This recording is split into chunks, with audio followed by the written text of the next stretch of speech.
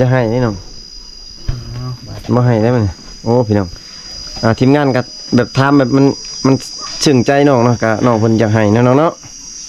ต้องให้เด้อน้องเด้อถ้าทำยัง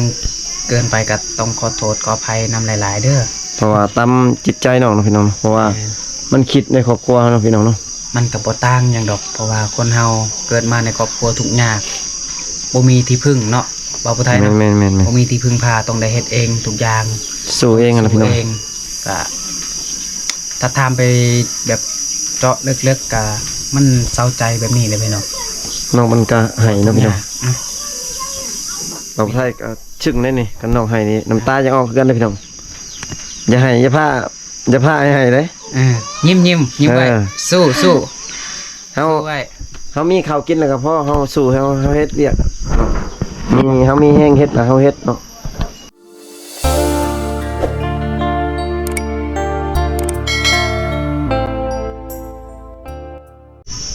สบายดีพ่อแม่พี่น้องเนาะFC ทุกท่านพี่น้องยินดีต้อนรับ FC เข้าสู่ช่องบ่าวผู้ไทยบ้านนาแนลคือเก่าแล้วพี่น้องมื้อนี้บ่าวผู้ไทยสิเดินทางไปหาน้องสาวเดือเนาะพี่น้องเนาะสาวโสดอยู่ในเขตชนบทเนาะพี่น้องเนาะตอนนี้บ่าวผู้ไทยสิเดินทางไปกับทีมงานเนาะพี่น้องเนาะไปหาน้องสาวเดือพี่น้องเป็นจังได๋ก็ไปติดตามรับชมกันเนาะพี่น้องตอนนี้บ่าวผู้ไทยกำลังสิเดินทางไปเนาะพี่น้องเนาะ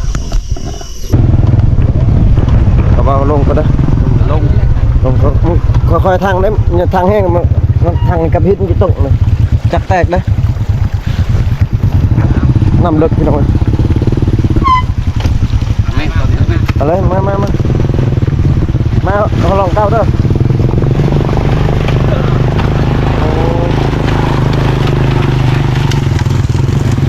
ลงเลยนี่ตอนนี้ก็มาหอดเฮือนของน้องสาวเดือแล้วพี่น้องอันนี้มันเป็นเฮือนของน้องสาวเดือเนาะพี่น้องเนาะนี่พี่น้องเป็นเฮือนเก่าๆนี่แหละพี่น้องแอบเลยพาไม่เหี้ยเนาะนี่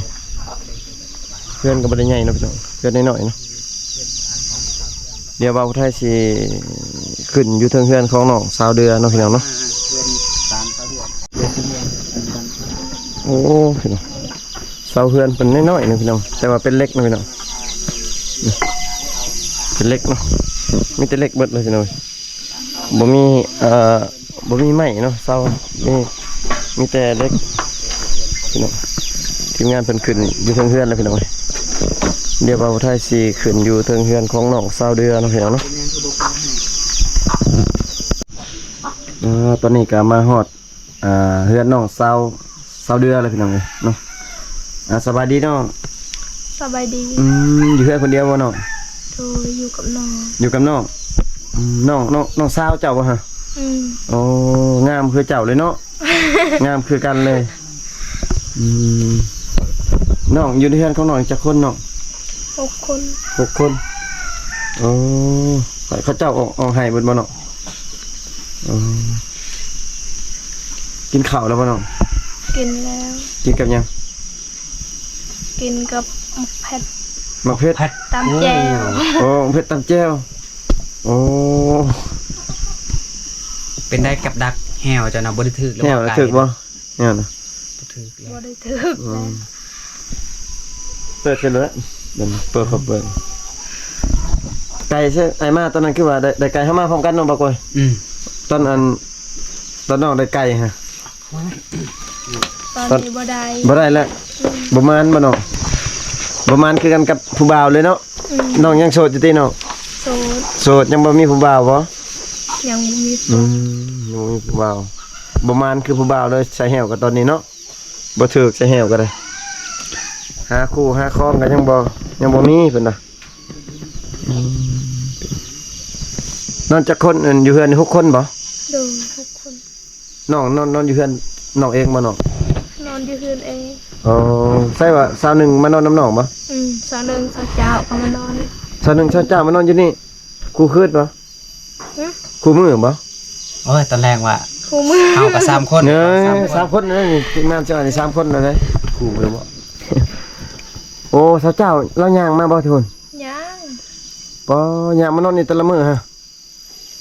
ปอ มือตลอดนอน ชิน้องนอนอยู่ไสน้องวางได้ชิน้องนอนนอนอยู่นี่ จ้าก็มองนะคอยมองนี่ นอนห่างกันแท้ นอน อ้าวมีหลายคนเลย นอนคนละบ่อนบ่ อืม แม่น้องนอนอยู่ไส หลายคนเนาะ คอยนอนกับแม่เขา อืม เพื่อนน้อยๆแต่ว่าทั้งนอนแล้วก็ทั้งเอาไว้เครื่องคองเลยเนาะ นอนกองกันอยู่นี่เลยเนาะโอ้พี่น้องเอ้ยทางน้องเว้านี่ครับบ่อยากอันนั้นเลยบ่อยากพัฒนาเลยพี่น้องบ่อยากเว้านะกันสิว่ากันแบบนอนกองกันเลยพี่น้องเอ้ยอยู่ท่านี้นอนกัน6คน แคบๆเนาะ เรือนก็แคบพี่น้องโอ้เป็นยังคืออันน่ะใส่น้ำมันหัวบ่น้อง อืม ฝนตกในหัวแห้งบ่น้องโอ้คือว่าไอ้มาชุดก่อนนี่เขานี่บ่มีนะเขานี่คือว่ามีแต่เขาเนาะ เอามีเขานายังบ่ฮอด อ๋อ แล้ว เขาอันนี้เขาหน้าบ่นี่ อืม อ๋อสุน้องเอาขึ้นมาใหม่ๆบ่นี่โอ้เขาของน้องนี่พี่น้องก็ได้ซ้ำนี่เบิดเท่านี้ที่เขาฮะ อืม โอ้แม่น้องออกให้บ่ ไปให้ ไปให้บ่ได้ไปหารับจ้างบ่น้อง อยากไป โอ้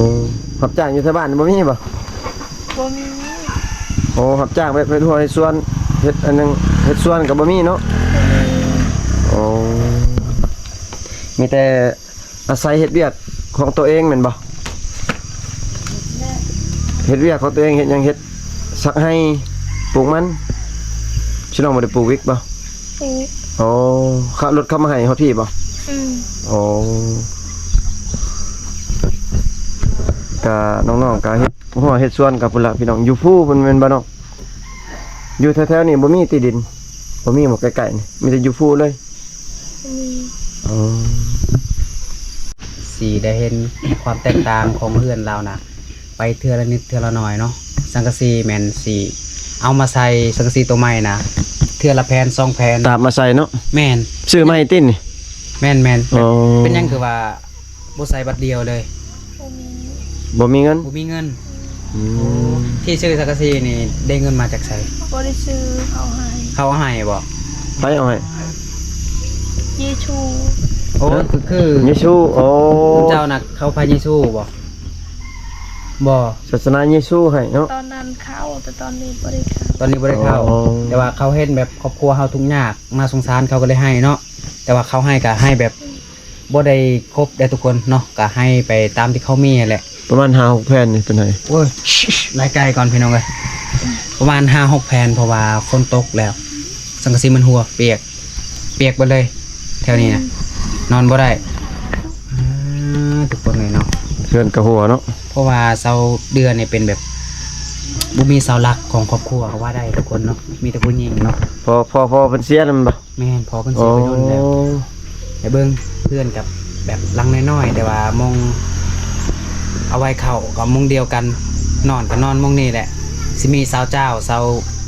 หนึงมานอนนำอีกแต่ละคืนเนาะ แสดงว่าสาวๆลายอยู่เพื่อนน้อง เสาหนึงนะนอนอยู่ไส เจ้าหนึงอยู่นี่ อยู่นี่เจ้านอนอยู่ไส คอยคน อยู่พุ่น อืม และเสานั้นเด้ เจ้า แต่เจ้านอนอยู่พุ่นแล้วอายเจ้าไปนอนใช่อายเจ้า อายคอยนอนเทือนหมู นอนทันหมูอีก เป็นแบ่งกันนอนเนาะอืมจะได้เมื่อยบ่น้องเมื่อยบ่เมื่อยบ่เป็นจังได๋จังเมื่อยยังเมื่อยเฮ็ดเวียกบ่ โดยมือเฮ็ดเวียก เฮ็ดเวียกน้องไปเฮ็ดตลอดบ่น้องเมื่อยเนาะเฮ็ดเวียกตลอดเนาะน้อง อืม พี่น้องแล้วที่เฮ็ดหัวสวนแล้วบ่ล่ะบ่ ยัง ยังอีหยังยังสั่งให้บ่เฮ็ดหยัง แล้วสักหายเสียยา ยังเสียหญ้าอีกยังหลายบ่ อืมยัง น้องเสียหญ้ากับไผน้องอยู่กับแม่บ่เสียกับ แม่กับอา กับอ้ายเอาเมียแล้วบ่ ยัง อ๋อน้องเป็นลูกสาวกกบ่ บอก อ้ายบ่ลูกกก อืม อืมน้องเพิ่นก็เมื่อยอยู่เนาะพี่น้องเพราะว่าแต่ละมื้อก็ได้เฮ็ดเวียกหนักๆพี่น้องเอ้ยแล้วก็แบบว่าเฮ็ดเวียกนี่ก็อยากเป็นเสาหลักอยู่ในครอบครัวเนาะพี่น้อง นอกจากแม่แล้วก็น้องรถพี่น้องเป็นเสาหลักของครอบครัวมียังเฮือนนี่ก็น้องเฮ็ดเองแน่บ่ตัวใดน้องเฮ็ดตัวใดเฮ็ดซ่านบ่น้องว่านะเฮ็ดซ่านนี่บ่โอ้เพิ่นเฮ็ดซ่านนี่เพิ่นเฮ็ดเองนี่พี่น้องสาวเดือเพิ่นเฮ็ดเองน้องตัดไม้อยู่ไสน้องอยู่ภู ป้า อยู่ป่าอยู่ภูพุ่นโอ้ไกลบ่น้อง บกายแถวนี้ เอาน่าสงสารน้องสาวเดือเพิ่นพี่น้องเพื่อนซ่านก็โอ้น้อยๆพี่น้องสิอยู่กันมันบ่อยากถาวรเนาะเพื่อนบ่อยากถาวรเนาะคันมี FC เพิ่นอยากช่วยนี่น้องจะได้หยังน้องแบบสิ่งมันจำเป็นอีหลีอยู่ในเฮือนน้องนะอยากได้หยังน้องสมมุติว่ามีผู้ใหญ่เพิ่นอยากช่วยแบบว่า จากได้เฮือน อยากได้เฮือนเนาะ ถ้าแบบมันบ่ได้เป็นแบบสิ่งที่ใหญ่นะแบบเขาอยากสนับสนุนแบบเล็กน้อยนะสนับสนุนบ่หลายนะ สังกะสีบ่เข้าบ่สิเนาะ สังกะสีเนาะ สังกะสี สัง เพราะ กะ ว่า สี เข้ากับพอได้มีกินอยู่เนาะ ข้าวนี่มีอยู่ที่เขามีเท่านี้เลยที่เขานี่ อืม โอ้พอมีอยู่เนาะแสดงว่ายังพอได้กินอยู่ แต่ว่าเพิ่นอยากได้สังกะสีเนาะ หลักๆเป็นสังกะสี แม่น อืม เป็นได้อาณาทิศหลังนี่ที่ว่าฝนตกนะเป็นจังไดเฮือนซานเล่าให้ฟังหน่อยตอนที่ฝนตก หัวหมด หัวบ่ เปียกไปเลย โอ้ไปอยู่ใช่น้องอยู่ใช่ฝนตก อา หั ยุ ว นี่ อยู่นี่แหละ จึงเป็นอยู่นี่แหละเนาะ อ๋อ นี่เนาะ น่าสงสารน้องกับครอบครัวของน้องเนาะ เวลาไปเฮ็ดเวียกก็ต้องได้ไปผู้เดียวไปเฮ็ดเวียกผู้เดียวเสาหลักของครอบครัวก็ว่าได้พี่น้องตั้งแต่ที่แบบเกิดมาแล้วแบบบ่มีพอนะพอเสียไปดนแล้วนะรู้สึกเสียใจบ่เสียใจแล้วคิดน้อยใจอยู่ว่าแบบเฮาเกิดมาแล้วก็บ่ได้มี บ่มีอิหยังเนาะ บ่มีพอบ่มีหยังในครอบครัวแบบเฮาต้องได้เฮ็ดเอง เมื่อยบ่น้อง มาตลอด เมื่อยบ่น้อง ถือว่าเมื่อย เมื่อยเนาะอืม นี่พี่น้อง อย่าให้นี่น้อง มาให้ได้มั้ยโอ้พี่น้องทีมงานก็แบบทำแบบมันซึ้งใจน้องเนาะก็น้องเพิ่นอยากให้เนาะน้องเนาะต้องให้เด้อน้องเด้อ ถ้าทำยังเกินไปก็ต้องขอโทษขออภัยนำหลายๆเด้อ เพราะว่าตามจิตใจน้องเนาะพี่น้องเนาะเพราะว่ามันคิดในครอบครัวเนาะพี่น้องเนาะ มันก็บ่ต่างหยังดอก เพราะว่าคนเฮาเกิดมาในครอบครัวทุกข์ยากบ่มีที่พึ่งเนาะบ่าวผู้ไทย แม่ เนาะ นๆ บ่มีที่พึ่งพาต้องได้เฮ็ดเองทุกอย่าง ๆสู้เองอะนะพี่น้อง เองก็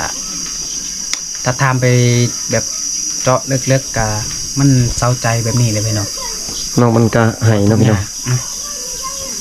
เราไทยก็ชึ่งได้นี่กันน้องให้นี่น้ำตายังออกคือกันเลยพี่น้องอย่าให้อย่าพาให้เด้ ยิ้มไว้ เออ สู้สู้ เฮา ไว้ เฮามีข้าวกินแล้วก็พอเฮาสู้เฮาเฮ็ดเวียก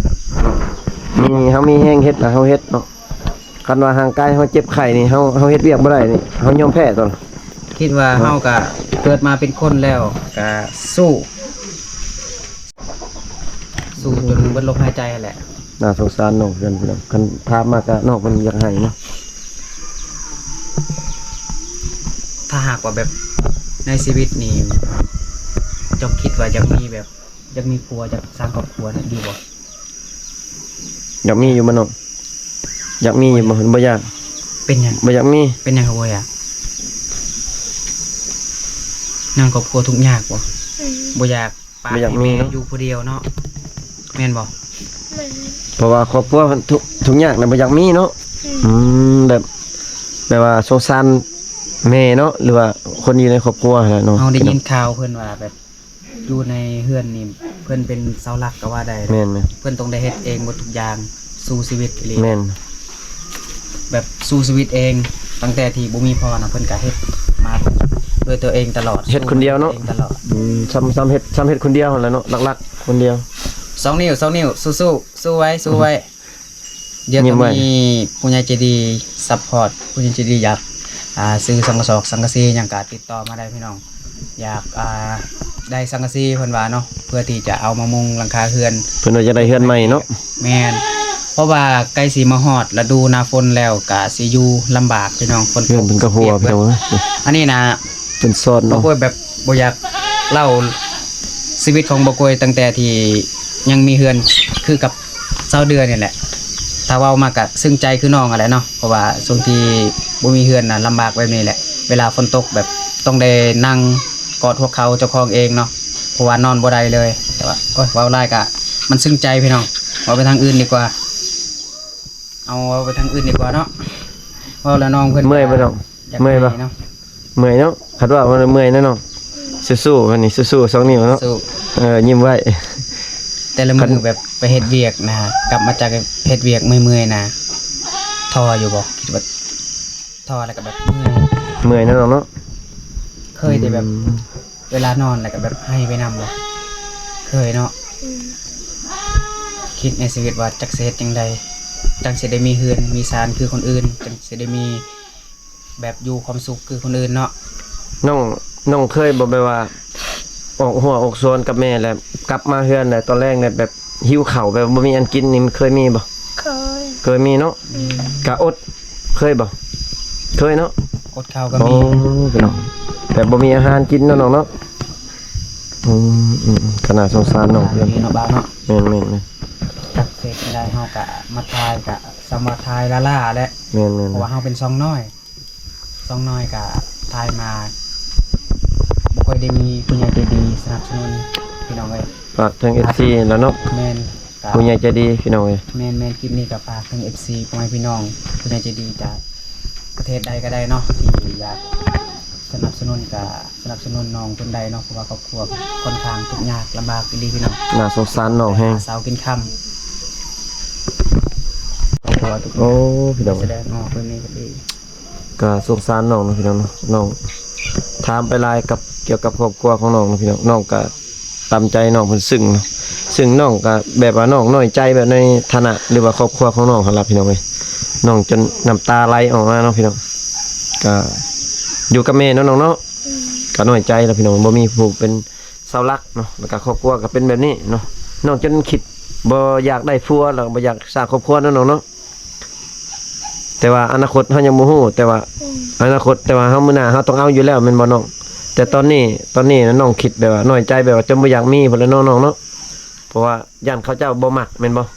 เพราะว่าในครอบครัวเฮายากจนหรือว่าทุกข์แม่นบ่ถ้าว่ามีผู้รับได้ก็เฮาจังเอาได้น้องๆเนาะถ้ามีผู้มักแล้วก็รับได้ฐานะครอบครัวของเฮาแล้วก็พร้อมสู้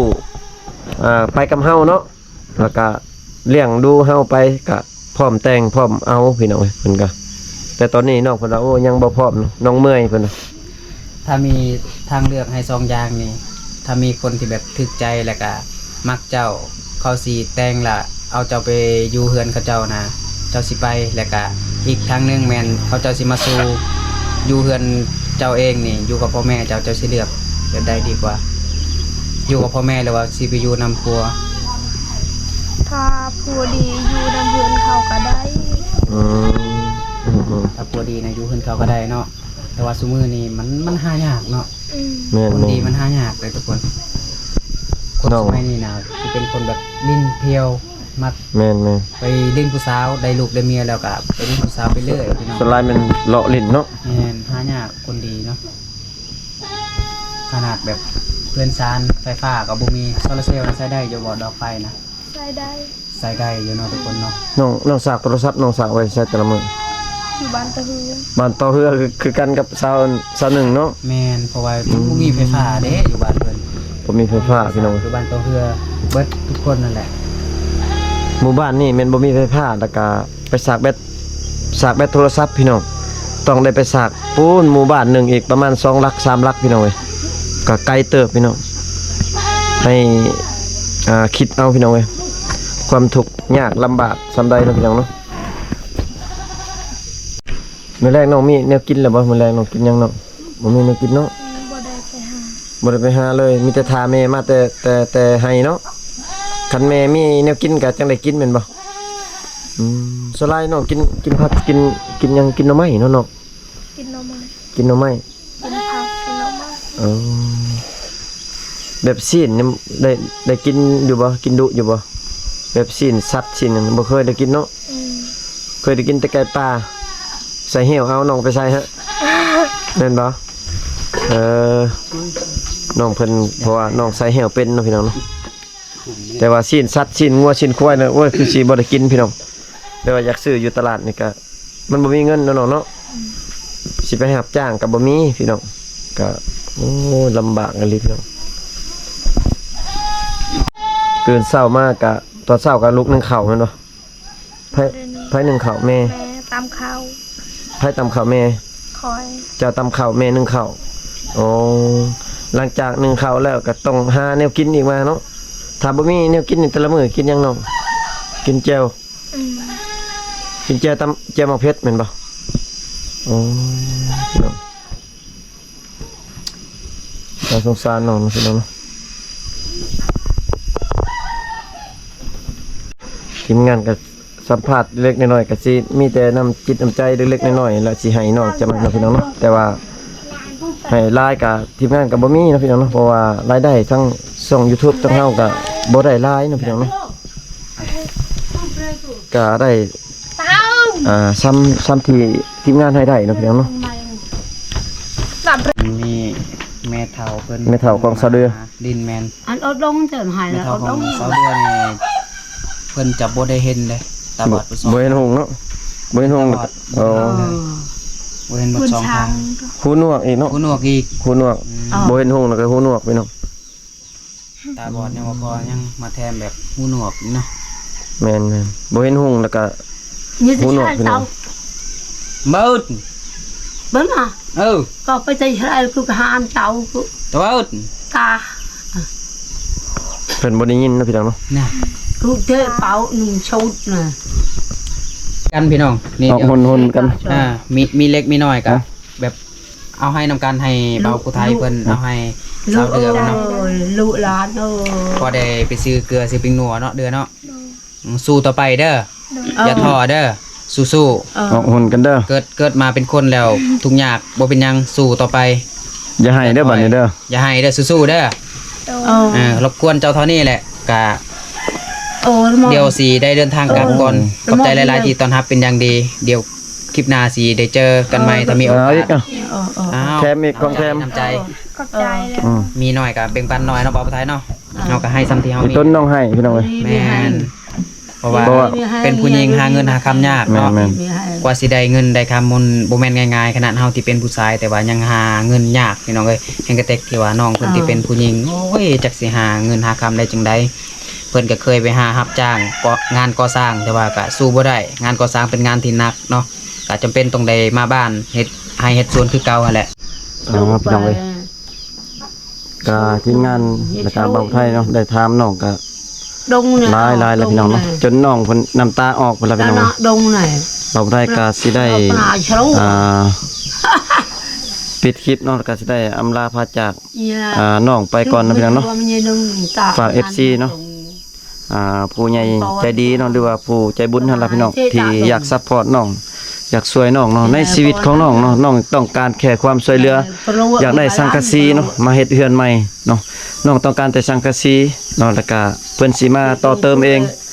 แนวอื่นเพิ่นสิตัดไม้มาใส่เองเนาะพี่น้องอยากเฮ็ดแนวอื่น แต่ว่าน้องเพิ่นอยากได้สังกะสีเนาะพี่น้องฝากถึงผู้ใหญ่ใจดีเด้อพี่น้องเด้อฝากซัพพอร์ตน้องเนาะก็อีต้นน้องแห้งอะไรพี่น้องเอ้ยบ่าวไทยก็มา2เทื่อแล้วพี่น้องเอ้ยแต่ว่ามาครั้งนี้เห็นน้ำตาน้องออกเนาะน้องก็คือสิเมื่อยคือสิเมื่อยแห้งพี่น้องเอ้ย นี่แหละท่อเนาะ แม่นเมื่อยและท้อพี่น้องเอ้ยก็บ่าวไทยก็สิขอปิดคลิปไว้เพียงตัวนี้เลยน้องพี่น้องเนาะบ๊ายบาย FC แน่น้องยิ้มแน่น้องยิ้มแน่พี่น้องเอ้ยเนาะหลังจากบ่าวไทยได้ถามน้องสาวเดือนเนาะชีวิตของน้องก็ลำบากแฮงเลยพี่น้องเอ้ยเนาะก็น่าสงสารน้องเนาะพี่น้องเนาะมีแต่ฝาก FC นั่นแหละฝากถึงผู้ใหญ่ใจดีเนาะพี่น้องเนาะที่อยากซัพพอร์ตน้องก็สามารถซัพพอร์ตน้องได้เด้อพ่อแม่พี่น้องเนาะทักหาทางบ่าวผู้ไทยหรือว่าทีมงานของบ่าวผู้ไทยได้เนาะพี่น้องเนาะเจอกันคลิปหน้าเด้อพ่อแม่พี่น้องสำหรับคลิปนี้บ่าวผู้ไทยสิขอปิดคลิปเลยเนาะพี่น้องเนาะบ๊ายบายพี่น้อง